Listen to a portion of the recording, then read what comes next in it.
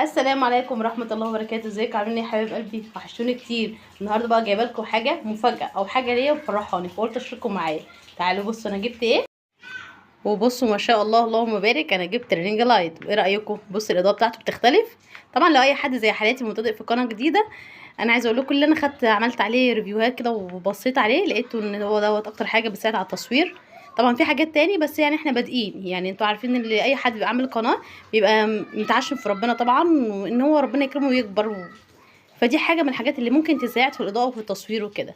فانا عايزاكم بقى تقولوا لي ايه رايكم، وتدوسوا لي لايك وتقولوا لي مبروك يا مسامه، وتقولوا لي ايه رايكم في اللينك اللايف بتاعتي الجديده. ما تنسوش بقى تشتركوا في القناه وتفعلوا الجرس عشان يوصلكم كل جديد. بصوا يا جماعه، هو كذا مستوى في الاضاءه. ادي ده الضوء الاصفر، وده اللي هو الرعاش شويه، ودوت اللي هو الابيض الساطع، وده الابيض الهادي اللي هو الالوان الهاديه شويه، هو الحامل. وده اللون الاصفر. هو تقريبا 4 مستويات كده مع بعض في الاضاءه. هو دوت بيجي 4 مستويات. في نوع تاني بيجي اللون اللي هو الرعاش دوت بيجي الوان. انا ما حبيتش الالوان اللي هي بتاعه الطيف دي، حسيت اللي هو اللون الابيض هيكون هادي شويه. وبيجي معاه 3 حوامل.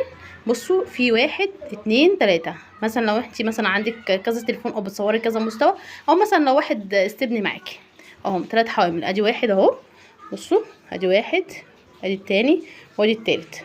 طبعا على حسب ما انت عايزه تصوري. والحامل دوت انا كنت فاكره اللنده اللي فوق دي بتيجي مع الحامل، لقيت اللنده بتيجي لوحدها والحامل لوحده. ده من باب العلم بالشيء، يعني عشان قلت لكم لو حد زي حالتي بيبتدي في قناه جديده، ده من باب العلم بالشيء.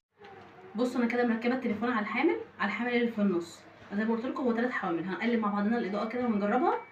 كده دي الاضاءه الصفراء، دي الاضاءه اللي هي الرعاشه، دي الاضاءه البيضاء اللي هي المفضله ليا او الاحب ليا تقريبا، ودي الاضاءه اللي هي الهاديه. فاحنا هنجرب بقى ايه زي ما قلت لكم الاضاءه دي. متنسيش بقى اول مره تشوفيه تشتركوا في القناه وتفعلوا الجرس وتصلي على النبي في الكومنتات وتقولي لي مبروك يا سما، وتقولي لي ايه رايك في الرينج بتاعتي. يلا اشوفكم على خير، والسلام عليكم ورحمه الله.